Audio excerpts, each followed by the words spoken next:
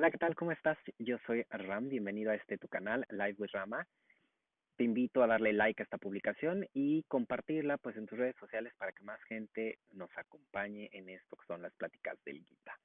No se te olvide también seguir mi canal y activar la campanita para que puedas recibir notificaciones cada vez que subo pues un nuevo video. Como ya debes tener referencia, porque ya vamos en el capítulo 4 de esta maravillosa texto védico, pues vamos a entrar directamente. De todas maneras, si no has visto y este es tu primer video, pues te invito a que revises por ahí los demás videos para que vayas al tanto y quédate hoy conmigo. Entonces, el capítulo 4, ¿de qué se trata? Es la ciencia suprema para conocer a Dios, el fundamento histórico y la ciencia esotérica del yoga. Entonces, es un capítulo bastante interesante porque pues nos va a hablar de cosas que están muy relacionadas de cómo es este acercamiento a través del yoga y conocer a Dios. Entonces no vamos a dar muchos rodeos en el video del día de hoy, así que vámonos directo a la estrofa 1 del capítulo, bueno, es estrofa 1 y 2 del capítulo 4. Dice más o menos así: el sublime Señor dijo: yo impartí este yoga imperecedero al Vivasat, el dios Sol. Vivasat reveló este conocimiento a Manu, el legislador hindú. Manu se lo confirmó a Ishvaku, el fundador de la dinastía solar de los Kshatriyas. Transmitido de este modo en sucesión ordenada, lo conocieron los Rajarishis, rishis regios. Mas, oh fulminador de los enemigos, otro nombre que se le da también a Arjuna, con el largo transcurso del tiempo, este yoga se perdió de la vista en la tierra. ¿Qué nos dice esta estrofa? Pues dentro de las muchas cosas que nos quiere aclarar esta parte o esta estrofa en particular, es de entrada que proclama que el yoga es incluso más antiguo de lo que nosotros pensamos, ¿no? Incluso más allá, esta información va más allá de esta era que nosotros conocemos. Entonces, se expresan también los numerosos ciclos de evolución ascendente y descendente que consta de 24,000 años para los hindús.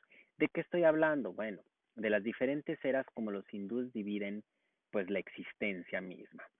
De forma ascendente, la edad material más o menos lleva 1,200 años, la edad atómica 2,400 años, la edad de metal 3,600 años y la edad espiritual de 4,800 años. De ahí viene el arco descendiente, digamos que es una especie de ascendencia hasta donde llegamos al máximo de la espiritualidad y después desciende. Y ese arco descendiente comienza con los 4,800 de la edad espiritual y de ahí hasta la edad material, ¿no? Donde el ser humano pues está más envuelto en esta parte del mundo material. Todas las almas surgen también de la conciencia cósmica, básicamente esto es lo que te dice. Y experimenta un estado vibratorio de luz cósmica un poco inferior. Eso significa, o eso es lo que simboliza el Vivasat, la luz cósmica desde un grado inferior a la luz cósmica que entendemos por Dios.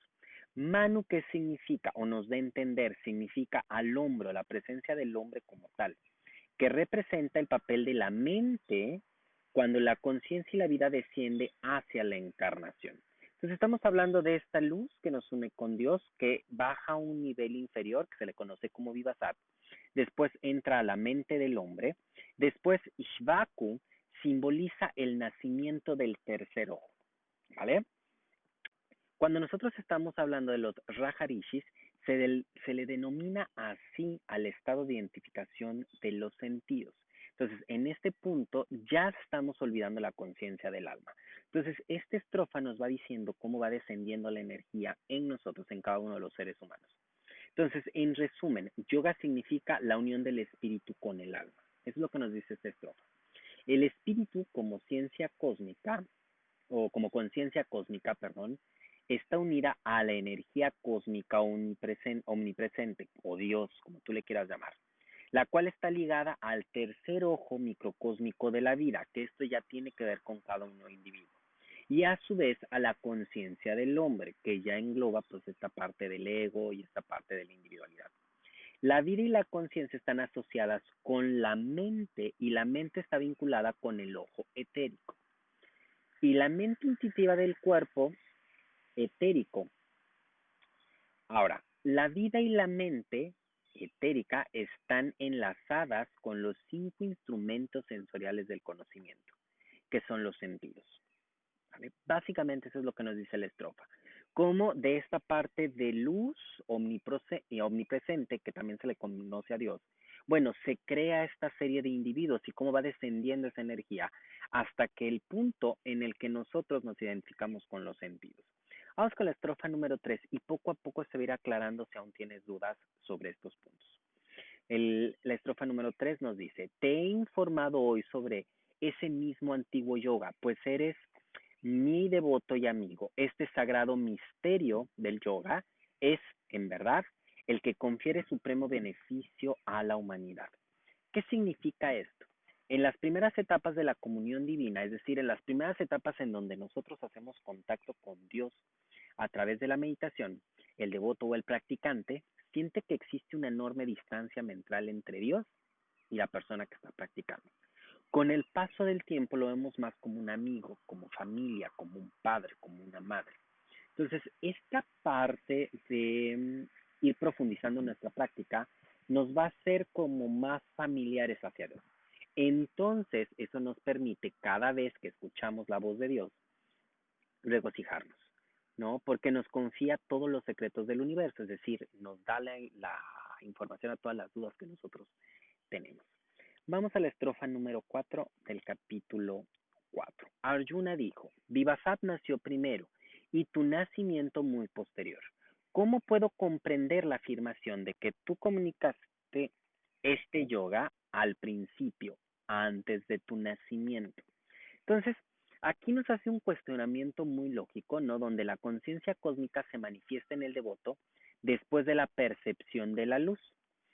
¿Qué significa esto? Primero nosotros vemos la luz, vemos algunos detalles en las meditaciones y después encontramos la conciencia cósmica, ¿sale? Que se supone que la conciencia cósmica fue primero. Ahora, así pues, la conciencia del yogi que va ascendiendo pasa por la luz que representa Vivasat y que nace o que creemos que vemos antes de la conciencia cósmica que es Krishna o que es Dios. Entonces, básicamente también nos expresa esta forma de ascensión de la energía.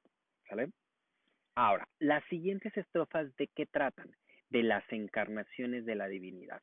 Estas primeras estrofas nos hablan de, ¿no? De estos ciclos, ¿no? Del universo como tal, que son las diferentes eras, que para los que tienen más información ahí, se dice que estamos en la era de Kali Yuga, pero también habla de cómo esa energía de Dios entra en nuestro cuerpo y cómo se identifica a final de cuentas con el cuerpo y con los sentidos. Y en estas estrofas que siguen vamos a ver las encarnaciones de la divinidad, es decir, los avatares, y los santos y todas estas partes divinas que cada uno de nosotros hemos experimentado y que nos han traído a tratar de entender estas escrituras. Estrofa número 5. El bendito Señor dijo, oh Arjuna, tú y yo hemos experimentado numerosos nacimientos, no obstante, yo los conozco todos, mientras que tú no los recuerdas, oh fulminador de los enemigos. Recuerden que fulminador de los enemigos es otra forma de referirse a Arjuna, ¿sale? Ahora, ¿por qué Dios hace que olvides todas las encarnaciones? Es una pregunta para ti. Imagínate si hoy en día, en esta vida, hay cosas que desearíamos olvidar porque no son muy gratas, porque no son muy placenteras, porque nos traen sufrimiento. Imagínate que pudiéramos recordarlas todas. Sin embargo, cuando nosotros hacemos un proceso, un trabajo espiritual, entonces, por medio de la luz de la conciencia cósmica, es decir, por esa divinidad que habita dentro de nosotros, todas las pasadas encarnaciones aparecen dentro de nosotros. ¿Esto qué significa? Bueno, que en algún punto vamos a tener la capacidad de recordar todo ese trabajo que hemos hecho a lo largo de N cantidad de vidas. Vamos a la estrofa número 6, capítulo 4. Aunque no tengo nacimiento, pues mi ciencia es inmutable, soy también Señor de toda la creación y Morando en mi propia naturaleza cósmica, Prakriti, me encarno en ella mediante la ilusión de Maya que se ha desarrollado a partir de mi propio ser. Y entonces aquí empiezan a lo mejor algunos textos complicados de entender, pero básicamente esta estrofa se refiere a Dios en su forma omnipresente o creadora, así como nosotros lo entendemos, más allá de este mundo, como creador del universo, pero también a las encarnaciones en este mundo como avatar, ¿no? ¿Cuáles son los avatars? Bueno, todos maestros iluminados, y con las siguientes estrofas vamos a ir entendiendo un poquito a qué se refiere con estas encarnaciones de Dios en la tierra.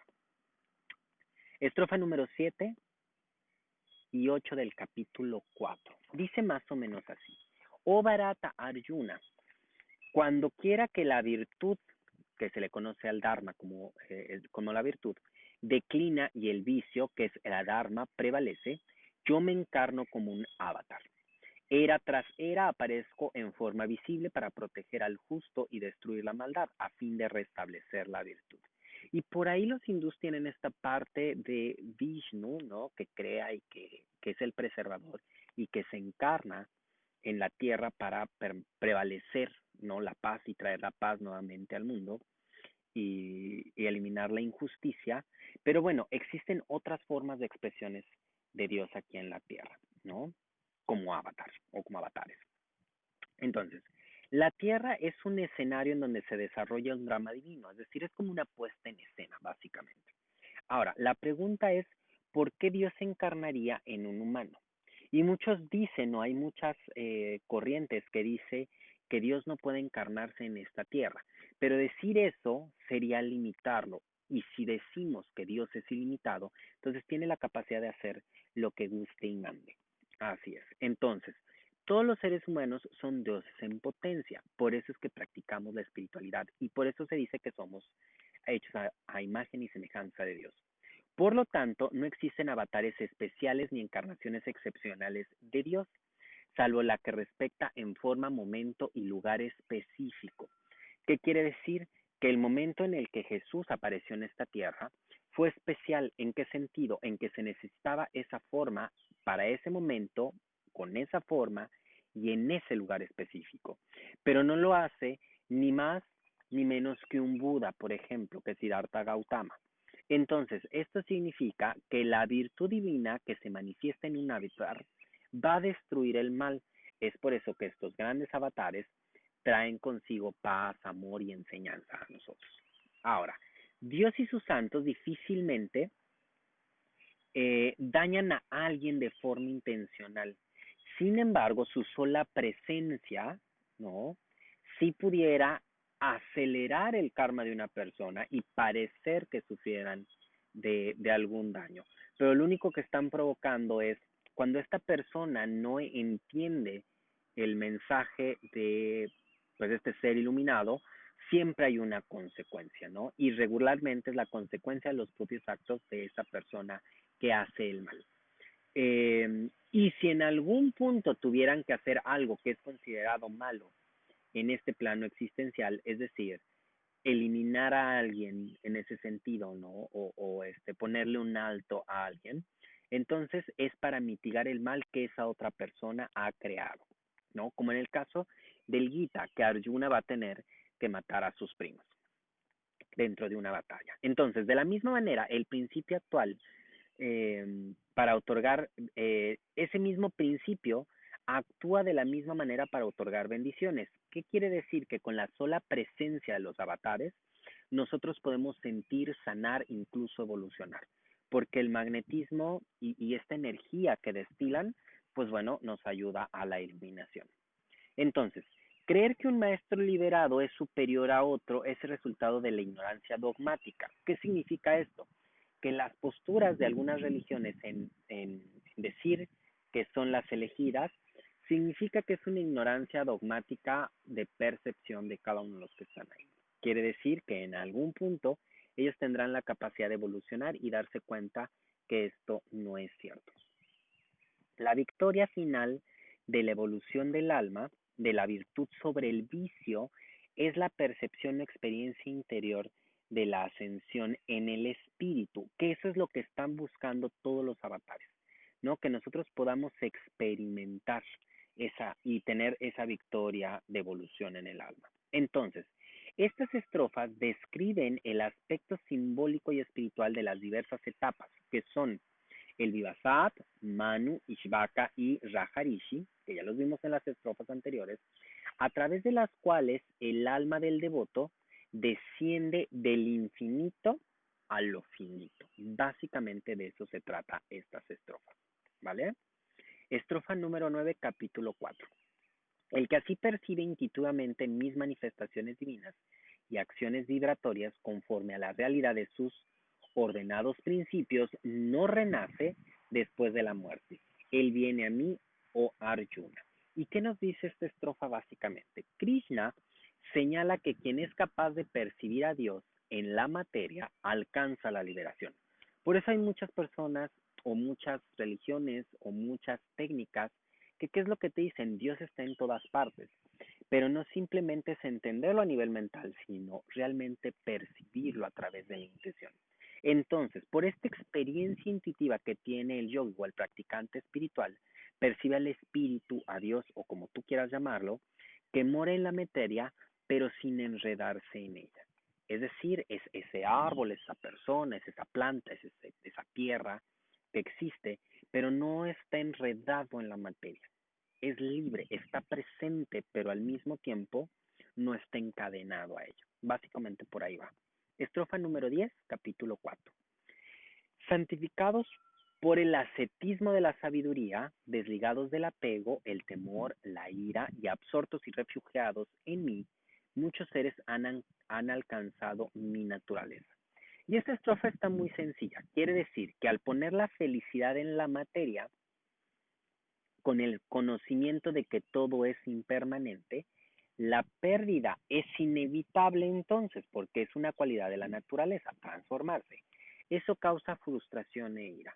Entonces, cualquier persona que le dé o que ponga su felicidad en la materia está destinada a la frustración, a la ira y por lo tanto, pues también a esta parte de no entender cómo opera. Cuando nosotros somos capaces de poner nuestra felicidad en encontrar y establecernos en Dios, entonces estamos más allá, ¿no? De toda esta parte que necesitamos, ¿no? Es lo que estamos buscando. Vamos a la siguiente estrofa. Estrofa número 11, capítulo 4. Y dice más o menos así. O parta ayuna, sea cual sea, el modo en que las personas me veneren, en esa misma medida yo me manifiesto a ellas. Todo hombre, a través de cualquiera de estos modos, en buscarme, sigue un camino que le conducirá hasta mí. ¿Y qué dice esta estrofa básicamente? Algunos buscadores, algunos practicantes buscan la renuncia pura. Los sacerdotes, los que están en monasterios, este tipo de personas que realmente buscan la renuncia de todos los placeres sensoriales. Pero también hay personas como tú, como yo, tú que me estás escuchando por allá, que recorre el sendero de la vida mundana, es decir, va a trabajar, tiene hijos, tiene familia, está inmiscuido en este mundo, pero se permite ser guiada por la sabiduría. Y hay muchos otros más por allá que son estos tántricos, que a través del laberinto y engañoso sendero de los placeres sensoriales también pueden alcanzar a Dios. Todos corren cierto riesgo, como ya hemos visto en las estrofas anteriores, en los capítulos anteriores. Sin embargo, si recorres el camino como se debe, encontrarás a Dios. O esto es lo que dice el Gita, ¿vale?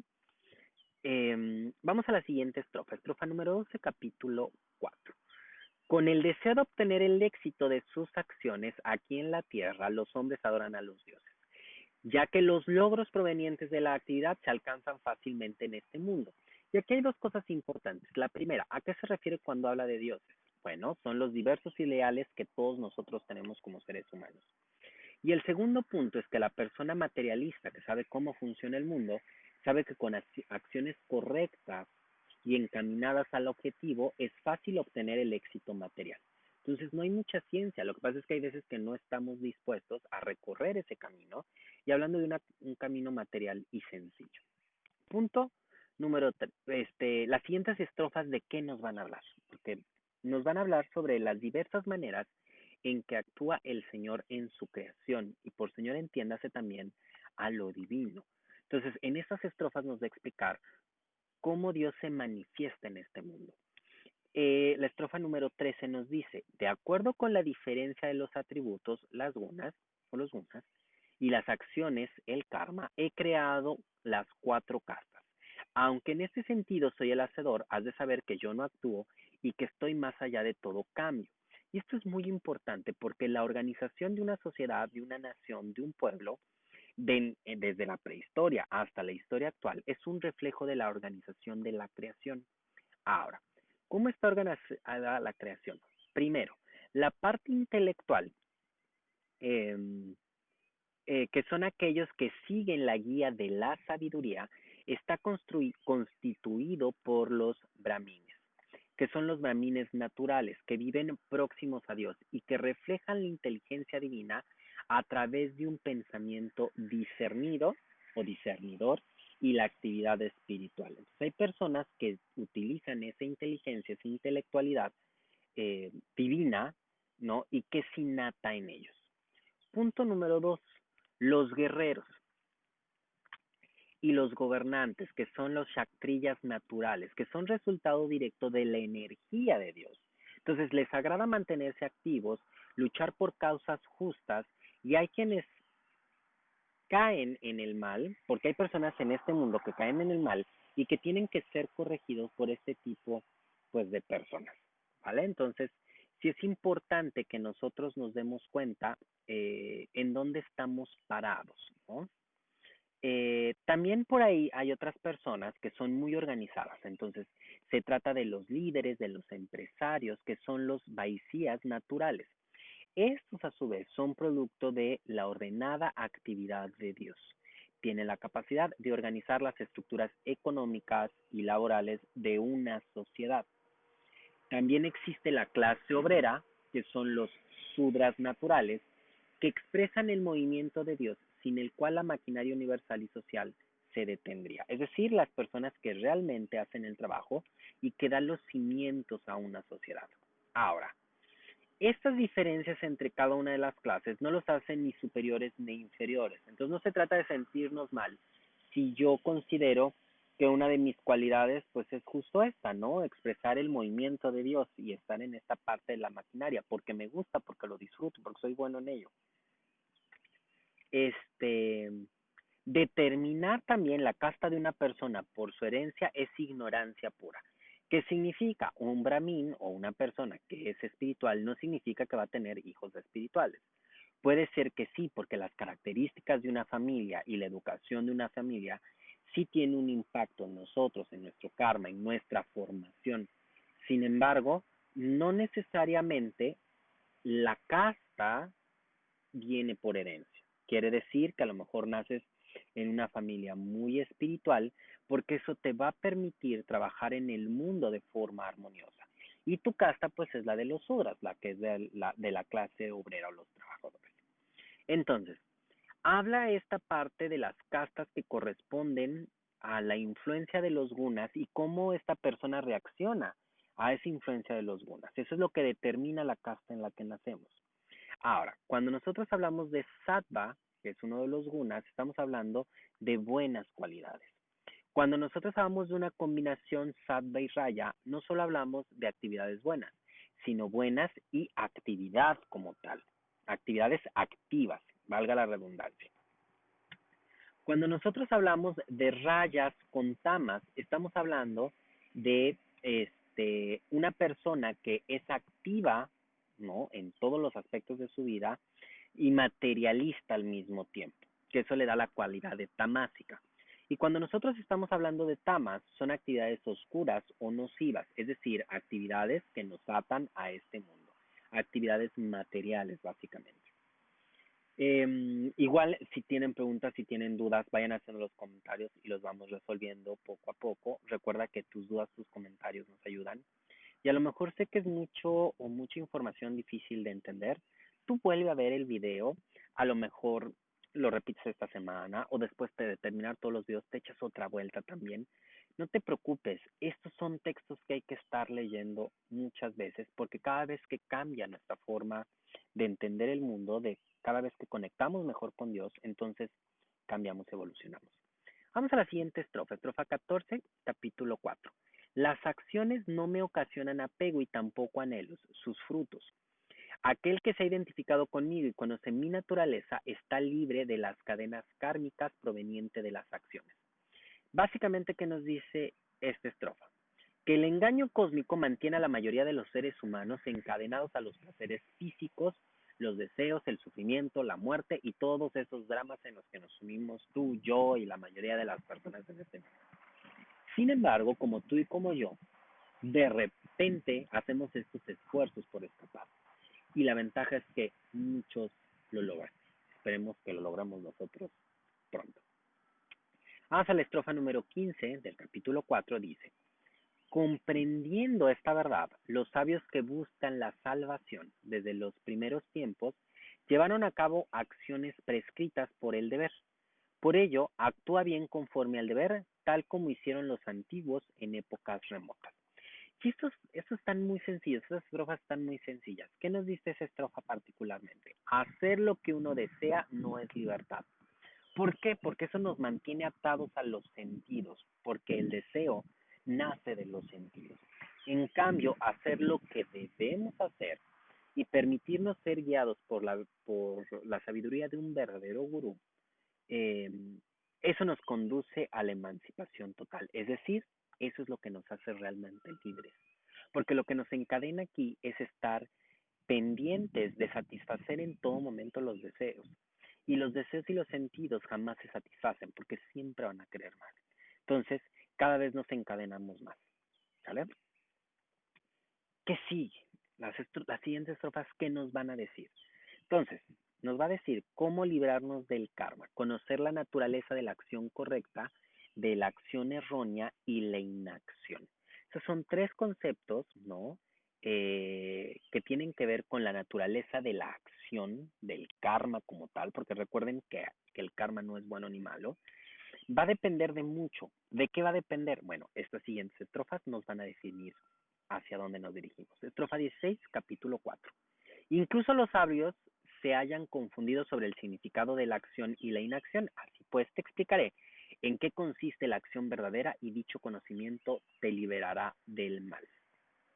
Y aquí viene lo bueno. Cuando nosotros hablamos de karma, que muchas veces cuando algo malo sucede, cuando algo bueno sucede, decimos karma. Ok.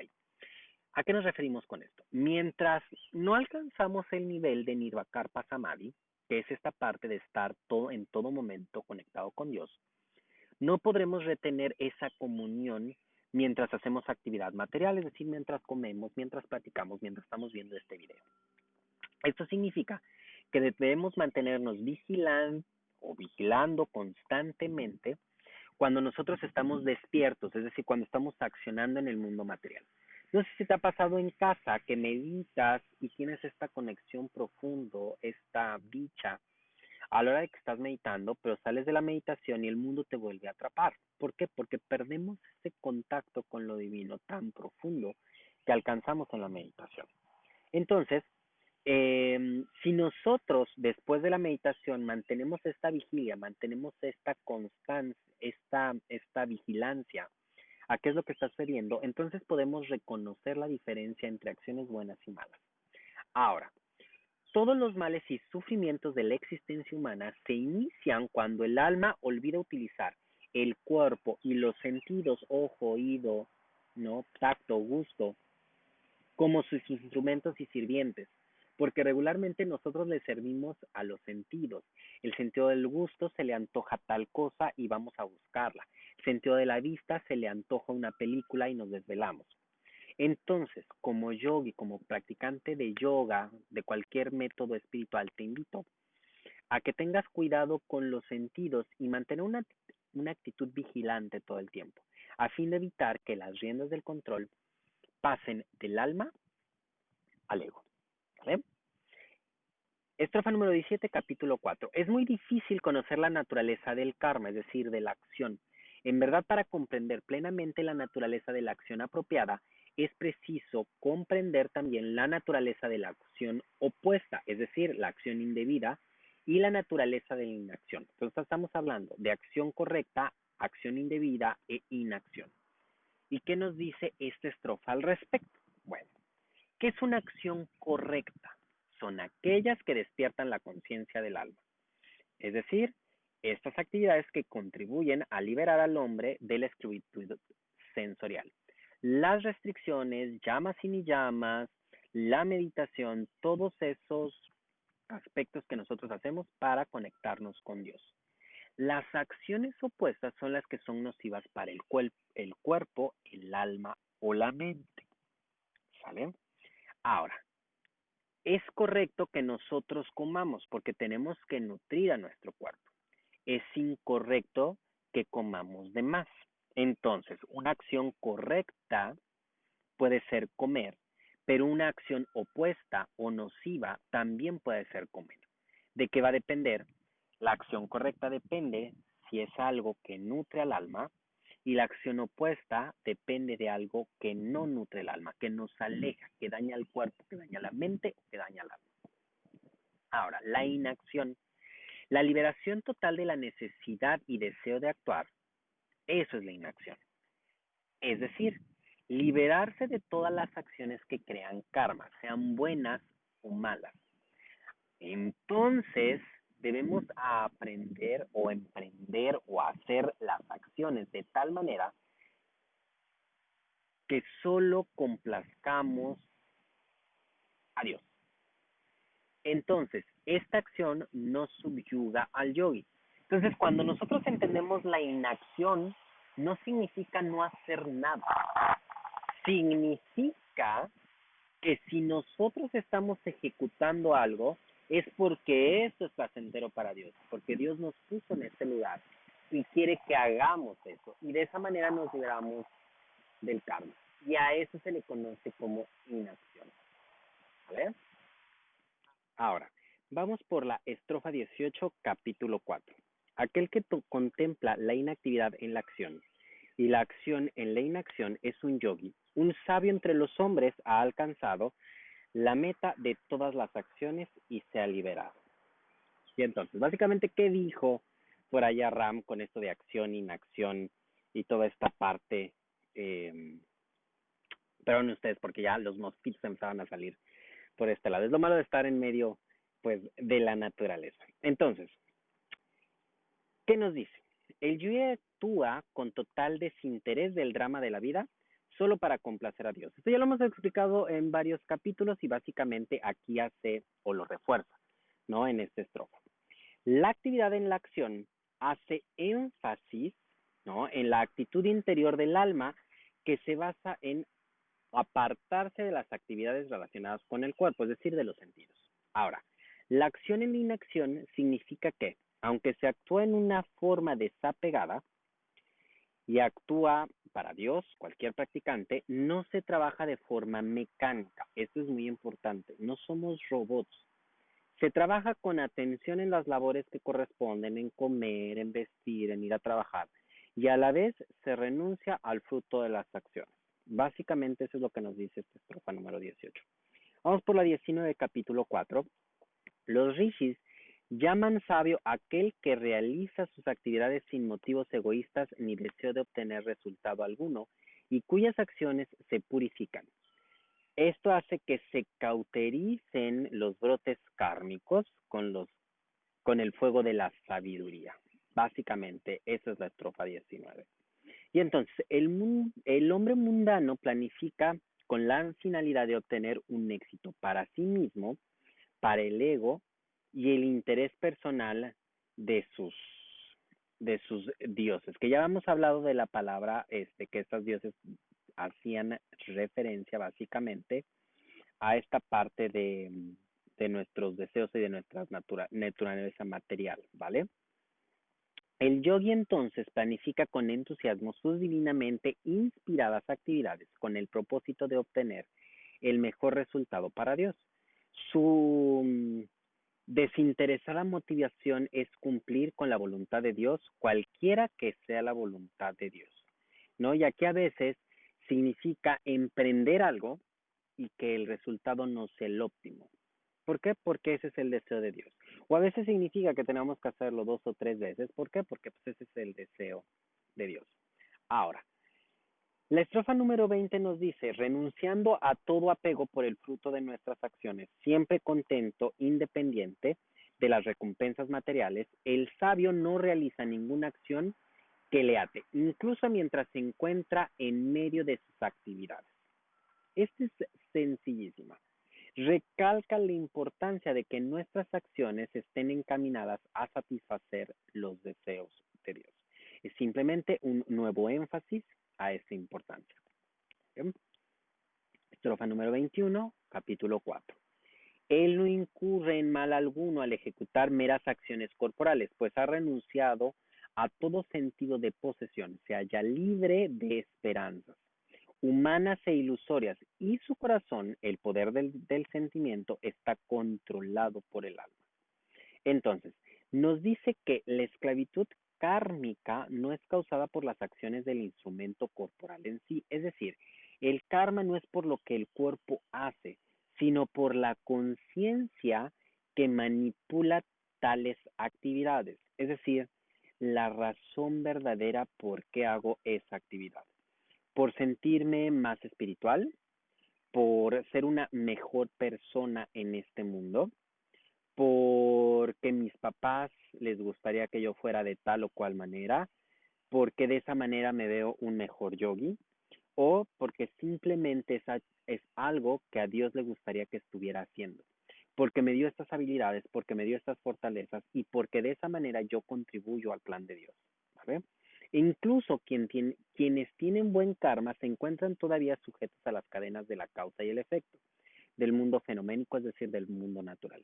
En tanto, quien no tiene karma es divinamente libre. Es decir, cuando nosotros actuamos porque somos parte de ese plan divino y sabemos que eso que estamos haciendo es parte del plan divino, entonces nos libramos de todo karma.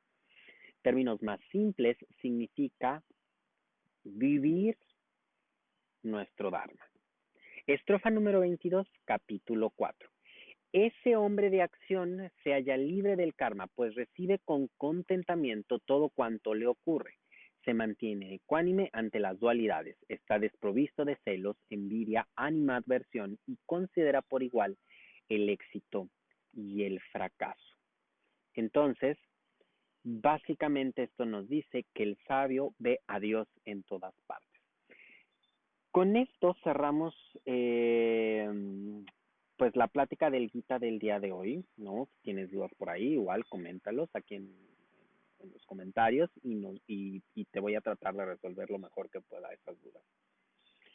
Me da mucho gusto pues transmitir desde este lugar todo lleno de la naturaleza, todo bien zen. La verdad es que me gustaría que ustedes pudieran estar aquí conmigo escuchando estas pláticas y la realidad es que espero que en algún punto cuando cerremos todos estos capítulos del Gita, pues me acompañen a estar aquí en este lugar. Ya pronto les tendré sorpresas de este lugar. Muchas personas los conocen, perdón por tanto, pero me llovió en medio de la transmisión. Obviamente pues está el corte por ahí para que no tuvieran que ver todo lo que sufro. Ya hay mosquitos, ya hay muchas cosas por aquí, pero bueno, es parte de este bello entorno natural que espero que en algún punto lo compartan y pueda compartir pues videos con ustedes desde aquí y pues también que vayan conociendo un poquito de qué es lo que he estado trabajando más allá pues de estas pláticas en las cuales me has acompañado. Pues ya vamos en el capítulo 4, entonces son varios videos por ahí los que seguramente has estado conmigo. Yo me despido, no sin antes dejarte una tarea y una reflexión, ¿vale? ¿Cuál es esta reflexión? Eh, ¿Dónde ves a Dios? ¿Ves a Dios en cada una de las actividades que realizas? ¿Ves a Dios en todas partes en donde te pones? ¿Qué significa Dios para ti? Dios te habla a través de tu maestro, de tu gurú, Dios te habla a través de tus pensamientos, Dios te habla a través de los sueños. ¿Qué está pasando contigo y tu relación con Dios? Que este capítulo habla mucho de la manifestación de Dios, pues en este mundo, ¿no? Cómo se manifiesta Dios en tu vida? En estos mosquitos que me están matando ya en este momento, si realmente ves todo lo bueno y todo lo malo como que te pasa como una oportunidad de vivir pues este drama sin apegarte a él. ¿Qué es lo que sucede en tu vida? ¿Cómo ves a Dios en tu vida? Me gustaría que me lo dijeras, me gustaría que lo publicaras por ahí con el hashtag Live with Rama en tus redes sociales para poder localizar y ver qué está sucediendo más allá de estos videos en los que tú y yo estamos interactuando. Yo soy Ram, muchísimas gracias por estar en estas transmisiones. Quédate con esa reflexión. ¿Realmente ves a Dios en todas partes? ¿Realmente tienes la capacidad de ver esa esencia divina que hay en las personas que a lo mejor no te caen tan bien? Porque en las que te caen muy bien seguramente sí. Quédate con esa reflexión de tarea para este domingo y nos vemos el siguiente domingo 8 de la noche. Voy a intentar nunca cortar estas transmisiones para que puedas llevar un ritmo, para que puedas ir estudiando y para que pues ya después de una semana como que se nos está olvidando qué es lo que tenemos que hacer, pues hoy te lo recuerdo, ¿no? Practica. Recuerda que ya hay varias tareas por ahí. Dentro de las más importantes es comenzar a meditar, ver qué sucede en el día de hoy, pues es en dónde ves a Dios. Es un ejercicio de reflexión. Muchísimas gracias. Yo soy Ram. Gracias por acompañarme. Pronto te mostraré lo bonito que es este lugar en el donde me encuentro. Estoy en pleno la selva. Estoy con los mosquitos a todo lo que da porque ya es justo la hora de donde los mosquitos salen a comer. Y entonces estoy siendo parte de su alimento. Pero justo de eso se trata, ¿no? Justo de eso nos hablaba el Gita. Todo está bien, todo está perfecto. Muchísimas gracias por acompañarme. Yo soy Ram. Namaste.